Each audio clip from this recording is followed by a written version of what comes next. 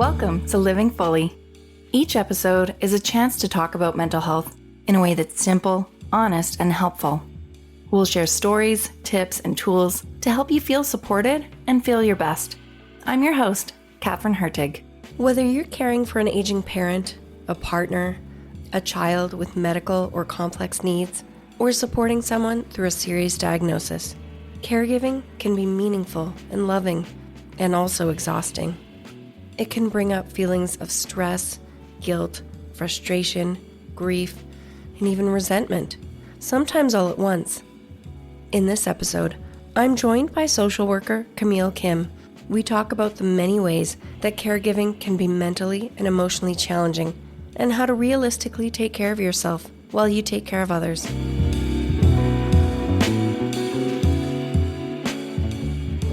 Today, I am talking to Camille Kim about the mental and emotional toll of caregiving. Thank you, Camille, for chatting with me today.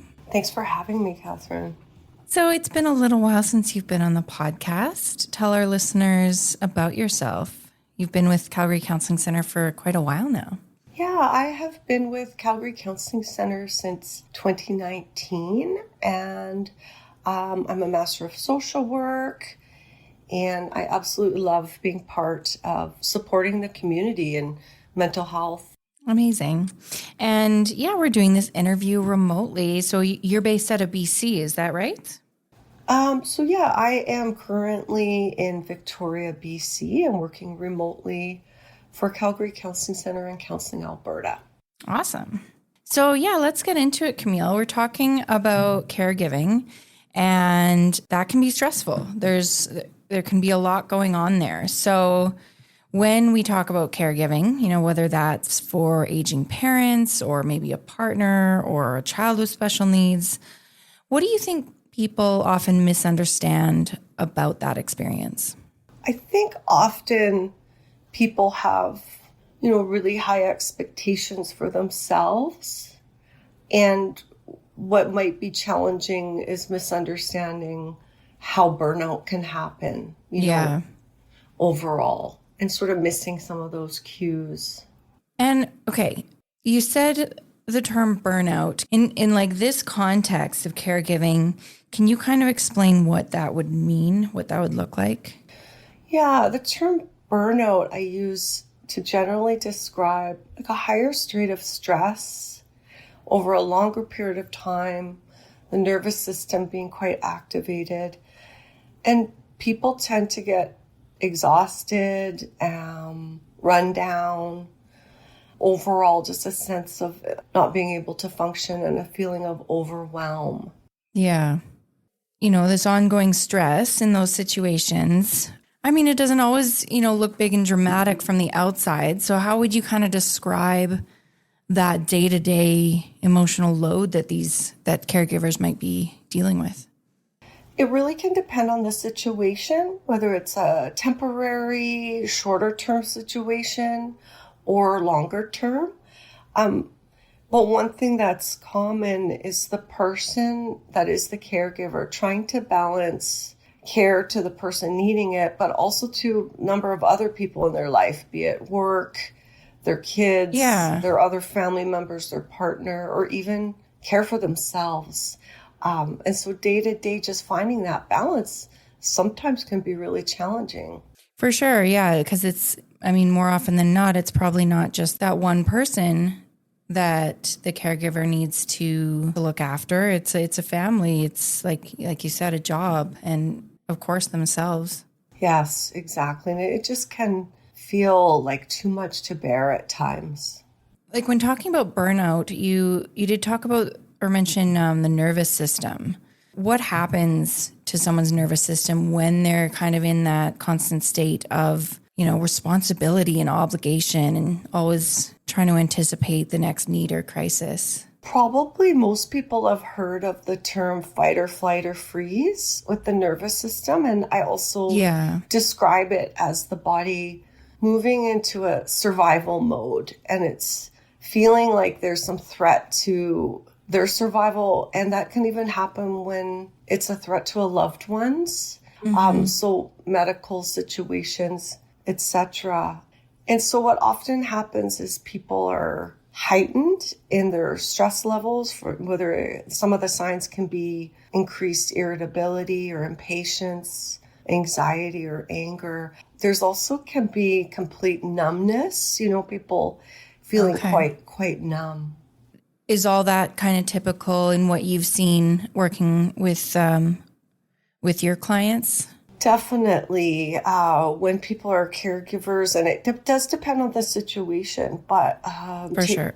But if somebody, say, got a cancer diagnosis or something like that, a loved one, and it looks like it's going to be, a 2-year journey of multiple treatments, etc., that can definitely send someone's nervous system into that survival mode.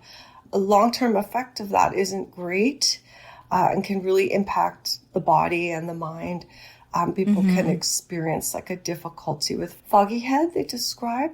But overall, it just really runs down the body as well and can be challenging. So when you work with clients, how do you recommend they take care of themselves if they're going through a situation like this?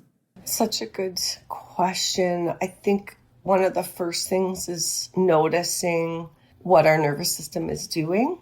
And so if we're noticing that we're having a hard time making decisions, we might feel foggy, might feel numb, might feel those things I mentioned, irritated, impatient, or anxious. Those could be signs of not having a regulated nervous system. So noticing that first is important. Okay. And then people can take there are a lot of really good tools for helping calm the nervous system and move out of that. So we're trying to increase relaxation and calm. And one of the biggest tools that people can try is something called box breathing. Okay. And this is really just helping us take some deeper breaths. It can be like a deep inhale at a count of 5. Then someone would hold their breath for 5, and then exhale for 5, and then hold the breath for 5, and then continue that cycle. Thank you for explaining that. About how long would that process be, like, for someone to kind of feel some benefit there? Is that a couple minutes? Is it longer? I've tried it myself, and I find I can only do maybe 4 cycles of that. And so it doesn't have to be a lot to be effective. It's interesting how, and it doesn't have to be fancy. It can be really just sitting down and taking a few deep breaths. Mm-hmm.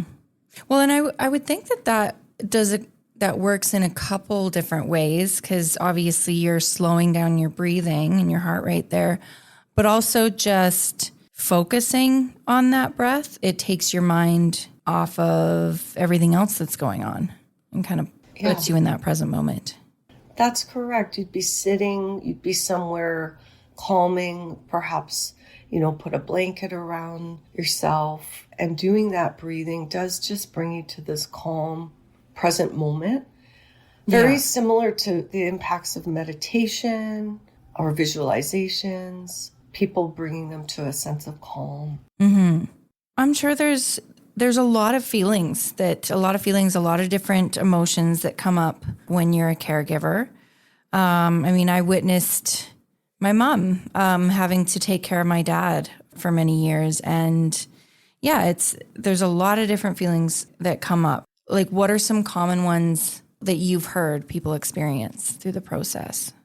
I've heard that, and I have experienced it myself too, when my father was diagnosed with cancer and was visiting him in the hospital after days of work. And some of the feelings people can have are resentments towards the person that they're caring for. Yeah. And that must be just a difficult feeling to carry. Yeah, it would be different for everyone, obviously, but I'm just like picturing, like putting myself in those shoes, and like, you can't help that feeling if you do feel the resentment, but there must also be a feeling of guilt there. Like, well, you logically know that this person hasn't done anything wrong. Yeah. But there's still that resentment. Yeah.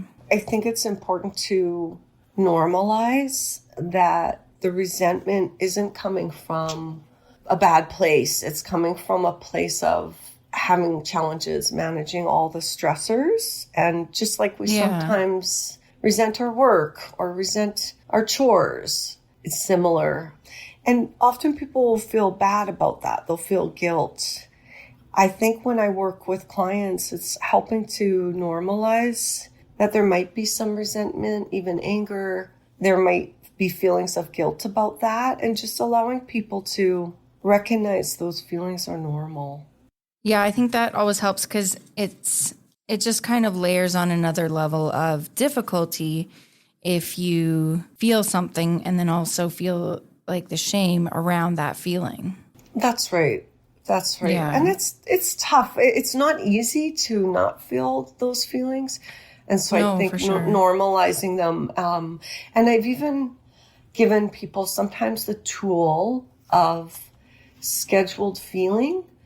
In other words, when they're all day long, we're sort of compartmentalizing our own feelings. We're often, as a caregiver, trying to, quote unquote, stay strong. Yeah.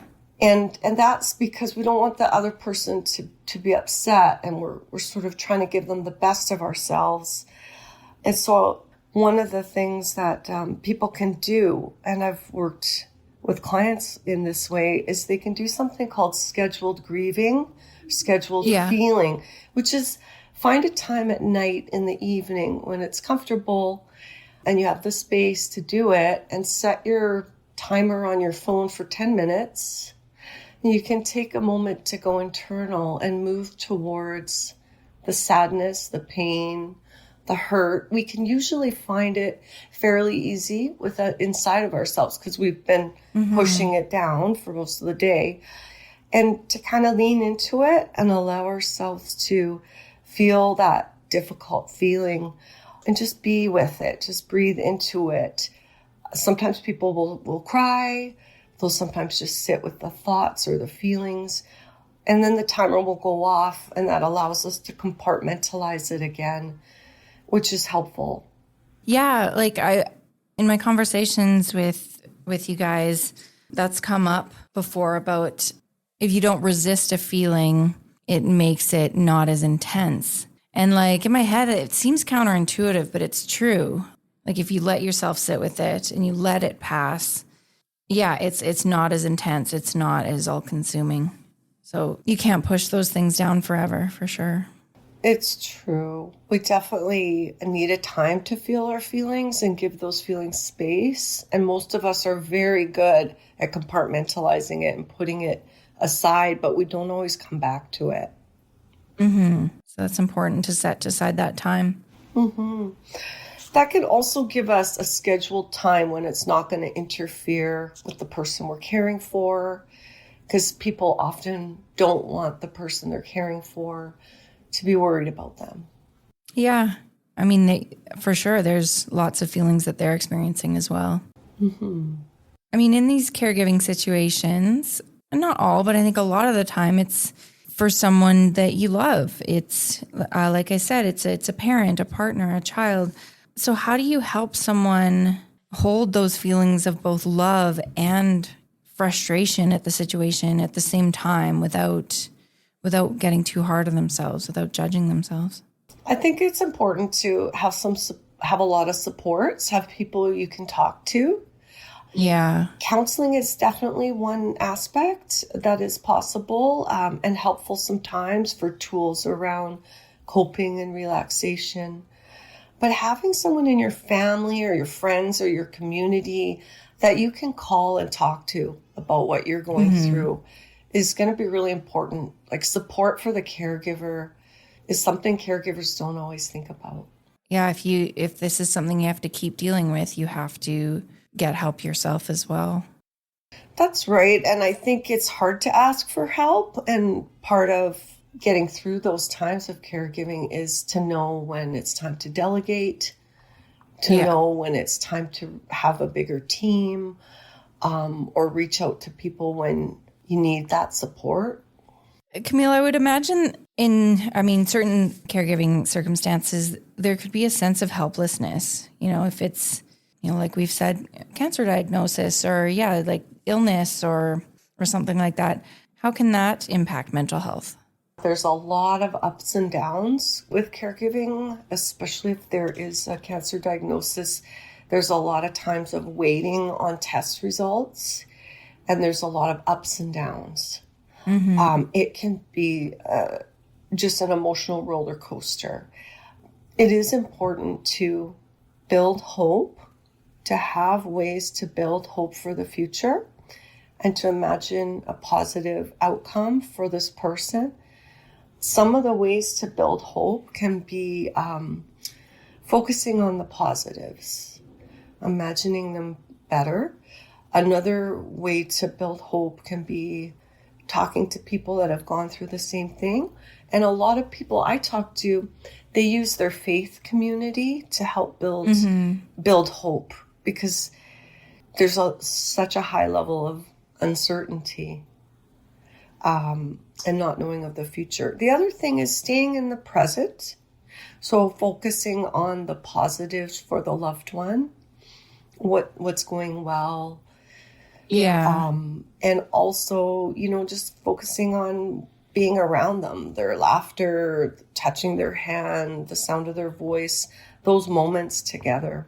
Yeah, directing your thoughts to that instead of the things you can't control, the helplessness. Yeah. That's right. Moving away from helplessness and towards hope. But again, I want to normalize that sense of helplessness and powerlessness, because when these things happen, it's really challenging. And that would be a normal response as well. Yeah. Yeah, we touched on this. So with a lot of caregivers, there's this sense of duty with obligation. I definitely saw that with my mom when she was taking care of my dad. Just a big sense of obligation there. How do you help someone sort through that? What they're obligated to, what's love, what might be an unrealistic expectation for themselves? Like maybe working through some of those boundaries to set. Such a good question, Catherine. I would say that sometimes overall people set quite high expectations for themselves, and including the caregiving and how it needs to look. And often people take on more responsibility than they need to. So this idea of delegating or asking for help or welcoming in family members or even other caregivers as part of the medical team as well. So in terms of obligation, there's times when maybe we might ask ourselves, do I need to be doing all of this? Right. Is there anywhere I could cut back and it wouldn't make a huge difference? So for example, I would go and see my dad every single night at the hospital after work. Mm-hmm. And there were times I could just delegate it to my brother, or we would alternate, or I would even just tell my dad I couldn't come. Yeah. At times, just because it would be trying to balance the self-care. And that for sure. And that it's not the end of the world if we can't provide that care at that moment sometimes. It really depends on the person's situation though. It does, yeah. Yeah. This is, it's a broad thing, and we want to give people relevant tools and tips. So yeah, it does for sure depend on the situation there. I have a few more tools for relaxation and calming if you'd like. We would love to hear that, yeah. Okay. So grounding is an interesting relaxation tool. Grounding is this idea of going outside, taking off your shoes and socks and putting your feet on the grass, on the earth, preferably over concrete, and imagining this connection to the earth as a way to stabilize our nervous system. And that can also be done in a chair in a building, and just imagining sort of our feet connecting to the earth. Mm-hmm. But in that moment, it's a little similar to the breathing. It gets us focused in the now, can be very relaxing. Mm-hmm. Another tool is the power of music. Yeah. So, music can be incredibly calming. It's a frequency. Our bodies respond to it, our minds. Many times when I talk to clients, they tell me a lot of their resilience is through using music. Okay. Like just listening, or is this like, do you have to play an instrument kind of thing? Is it just something that is accessible to anyone? Yeah, I thought about the listening. So people can put uplifting music on to feel hope. Sometimes they'll be in their house or apartment dancing or singing to that music.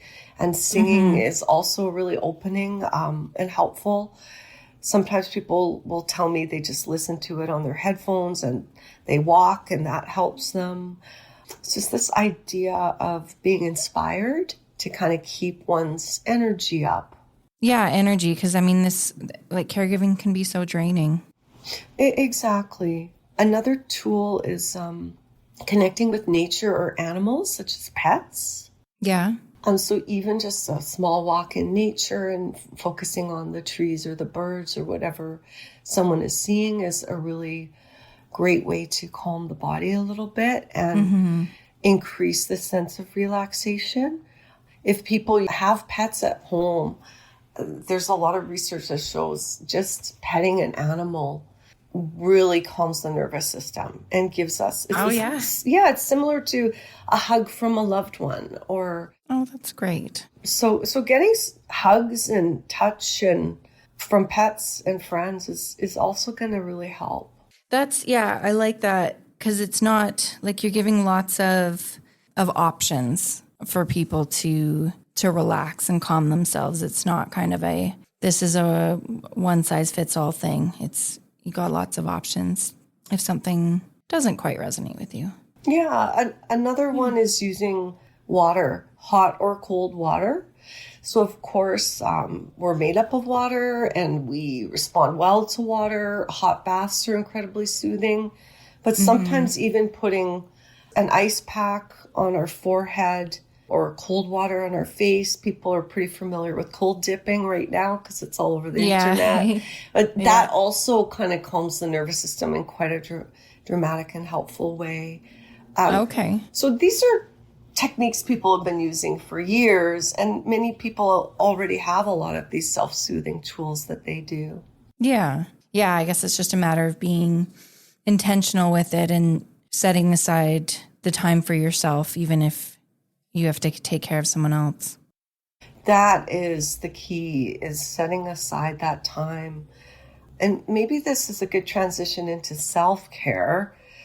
Yeah. Because that's a challenge, prioritizing self-care for sure. Yeah.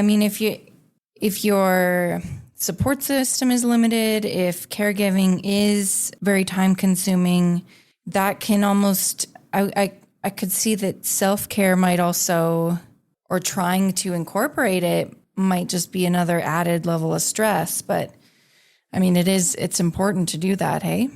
Well, and a lot of times people consider self-care as something quite large. And my message to people is that something as small as breathing intentionally in a quiet moment is self-care. So there are ways to implement small tools that make a big difference. Yeah. Yeah. It doesn't have to be an hour walk. It doesn't have to be something expensive or whatever. It can be built into your routine. Exactly. I also consider self-care just sticking with the building blocks of life, like eating. So nutrition, hydration, sleep, and movement. Yeah, it's wild how just getting those basics in order can really help your mood and how you function. Absolutely. They're the building blocks of wellness. And so sometimes just noting, oh, wow, I'm not drinking enough water. So taking a water bottle perhaps with you as you're caregiving. If you're waiting for something, you could take a moment of prayer or meditation or relaxation in your mind. I just want to pause for a sec and say, Camille, I really like how you give that, I don't know what the term would be, kind of like holistic take on these conversations. like you said, spirituality and that connection to nature, that is really important for a lot of people. So thank you for always making sure to include that. It makes sense. We're body, mind, and spirit. And so it makes sense to tend to all of those pieces. Yeah.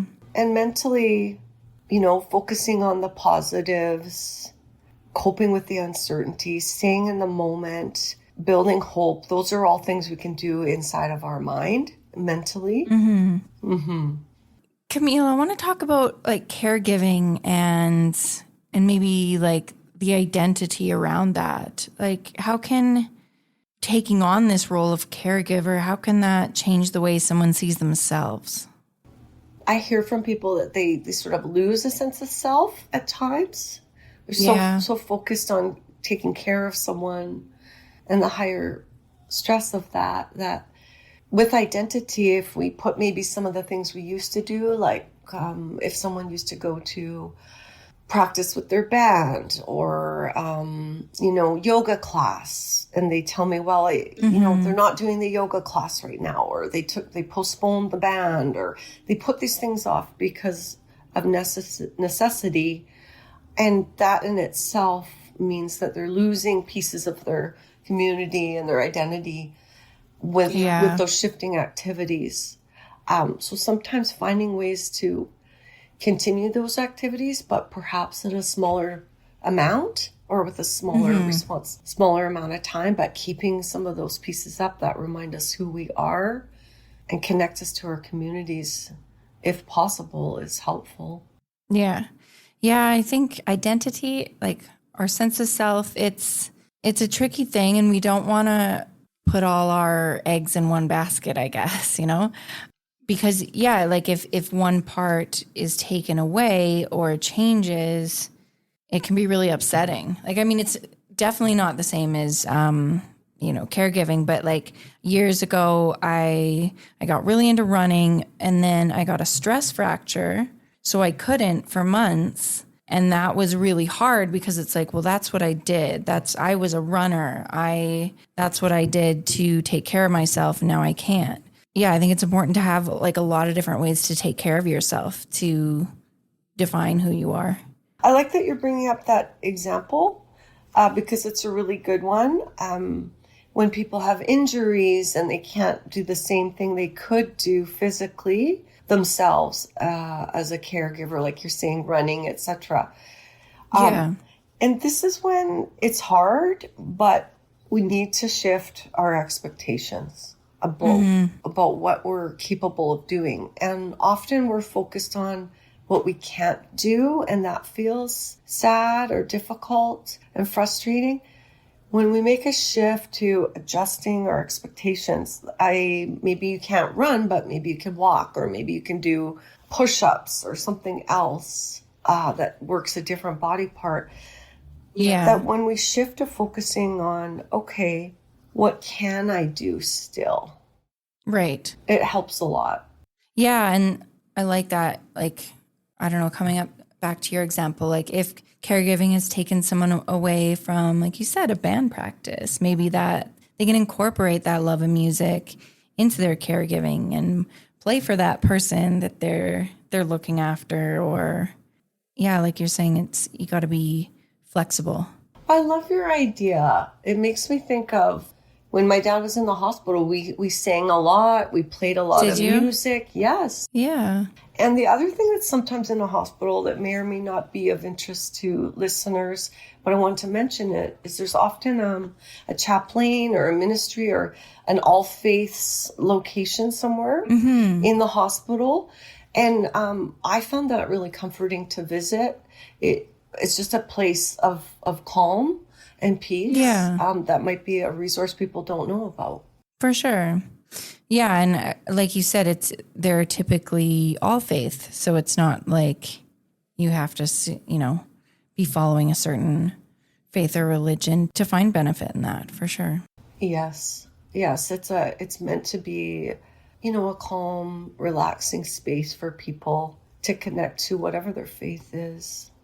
Camille, how can caregiving affect our relationships? you know, whether that's marriages, friendships, relationships with siblings, that kind of thing? You know, I think what I see the most is people's energy is so focused on the person they're caring for good reason. That those relationships can sometimes go on the wayside, or people might not be in the mood for happy social engagements with their friends, Right. or a romantic dinner with their partner. They just might not be in the mood as they're dealing with these difficult situations and emotions. And that can be challenging for the person on the receiving end of that other relationship that is maybe longing for their friend, their partner, their sister. Yeah. I would think there's another example of how we kind of have to shift our expectations of how much we can give of ourselves, of how much we can ask of others, that kind of thing. Yeah, although it's very hard to do, I recommend to people to talk to their loved ones, to explain what they're going through, to express their limited capacity. For sure. And their love for that person. Because sometimes we assume other people know, but it's really our words and our conversations that kind of clarify that with the people around us.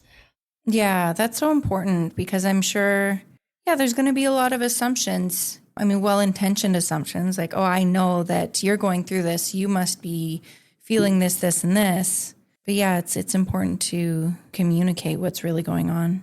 Definitely. And people might feel feelings of guilt for, not being as present with family or not being as available to their partner. And that's a difficult thing to manage. I think sometimes counseling can help with that, can help give people an arena to just talk about their concerns in that way and get some support in that area around how to maybe communicate that or manage that. I thought of something else I wanted to add. Please. Often the person who is the caregiver also becomes the fan out communicator. Like they'll get bombarded with a lot of like every family member, like, oh, how did the test results go? How is this going? What happened with that? How are you? It can feel so overwhelming. They suddenly become this, the communicator of all the information. And so recently I was working with someone where we decided on a standard response that they could give, how are you doing? How is so-and-so doing? They could give us a standard response, things are going fairly well. We're just waiting. So far, so good. Or I'm doing okay. So-and-so's doing okay. Thank you. Just so that they had something, so they didn't have to think every time. And perhaps taking off a bit of that mental load of having to come up with the answer. Yeah. Exactly. And then coming up with some way to fan out information that makes it easier. Yeah. Perhaps instead of responding to every person about the results of that test, there could be an email or a post or a group chat text or some way of making it easier for the caregiver to share that information to all the people that are wondering and loving that person. I can totally relate to that. In November, my husband ended up in the hospital for a short stay. He's fine now, but I mean, at the time that was stressful and scary, and everyone wants to, out of care and concern, they want to know what's going on.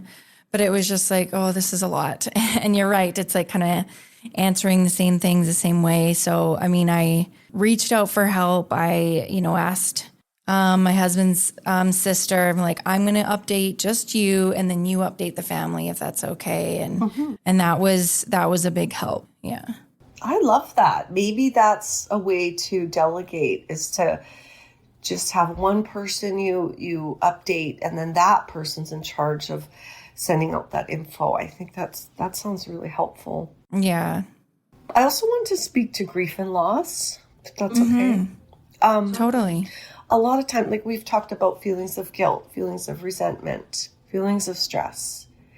I think often when we're in it and we're in a go, do mentality, like I need to do this and I need to do that and I need to show up here, we forget that there's a big period of grief and loss going on, perhaps loss of that relationship, loss of our own lifestyle for the moment, loss of our own identity, loss of this other person who's dealing with challenges.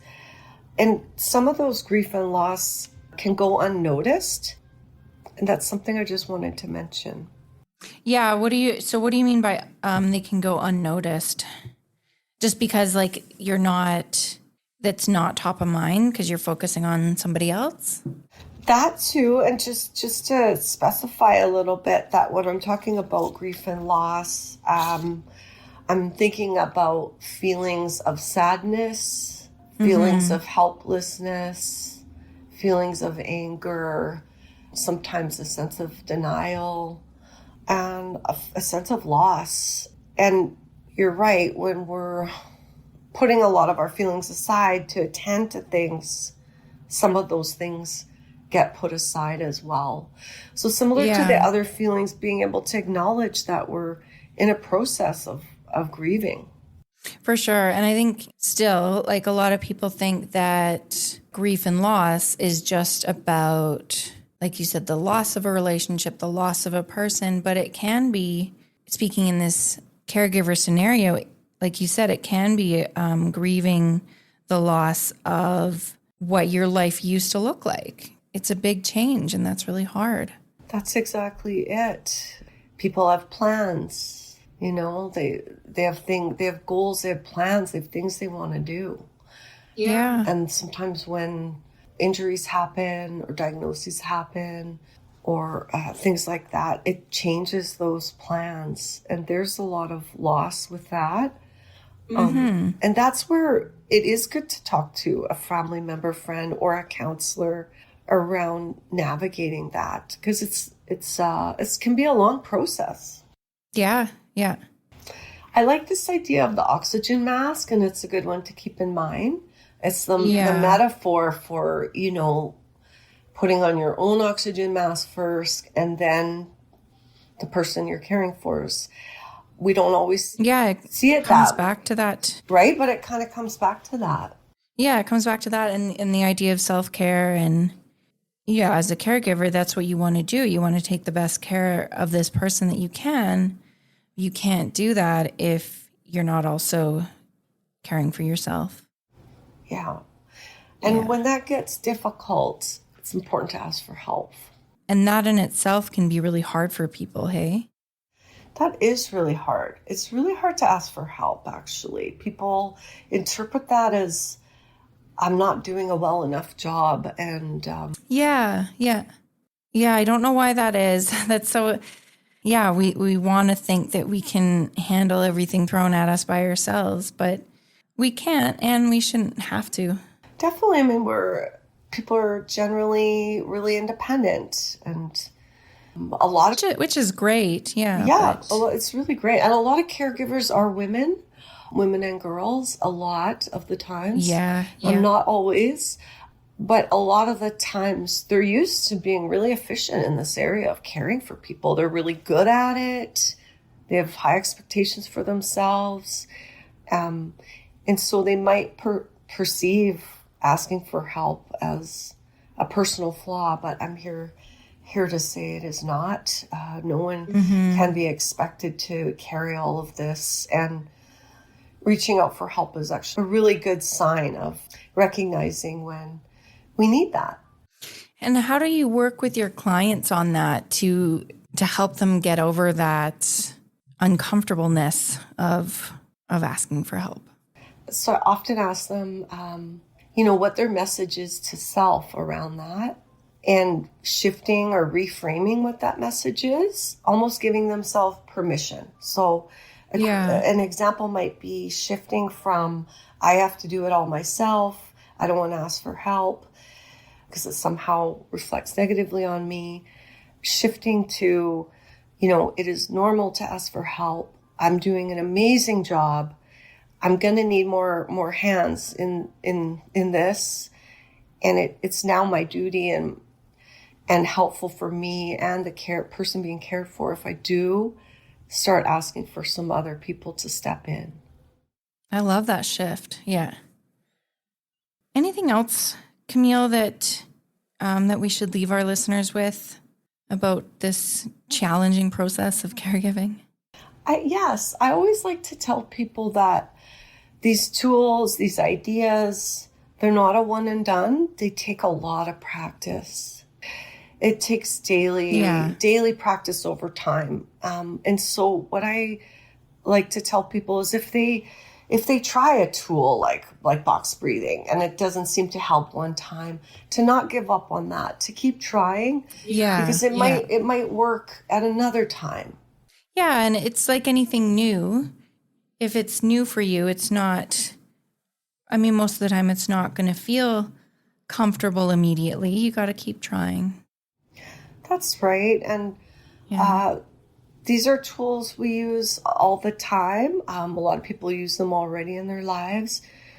And to just keep practicing, to just keep trying, not give up, and do the best you can. Yeah.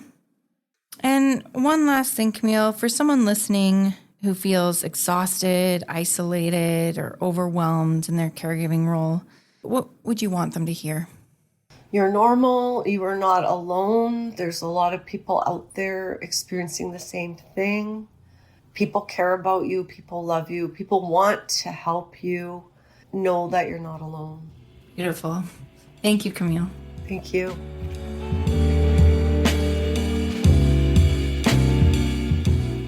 You've been listening to Living Fully, a Calgary Counseling Centre podcast. Thank you for tuning in. This episode was produced by Nick Here, Louisa Campos, Jenna Forbes, and by me, Catherine Hertig. A special thanks to Camille Kim. Tune in to our next episode on May 19th. We'll be answering your questions about what it's like to start counseling for the first time. Does someone have to be kind of in crisis to go to counseling? Is that kind of the best thing to do? Or can you go if things are just feeling off and you're not really sure what's going on? Yeah, I think that's another common misconception when it comes to counseling is that maybe you do have to be in crisis, but you really don't need to be. I know that at the center I've heard counselors and people kind of use the car maintenance metaphor, right? Yeah. Where, you typically don't wait until like your engine completely fails and you're on the side of the road, right? You want to, if you notice like a sound or an engine light goes off or just the regular maintenance, right? Of coming and making sure things are okay. To stay up to date on our latest episodes, be sure to subscribe. We're available in your favorite podcast app. Living Fully is a production of Calgary Counseling Centre and recorded in Calgary on Treaty 7 territory. Living Fully podcast is not a substitute or alternative for professional care or treatment. Calgary Counseling Centre and Counseling Alberta provide effective counseling to anyone in Alberta with no waitlist and no financial barriers. Find us online at calgarycounseling.com and counselingalberta.com. For help across Canada and the United States, call 211. If you are outside of Canada and the US, seek help from your general medical practitioner.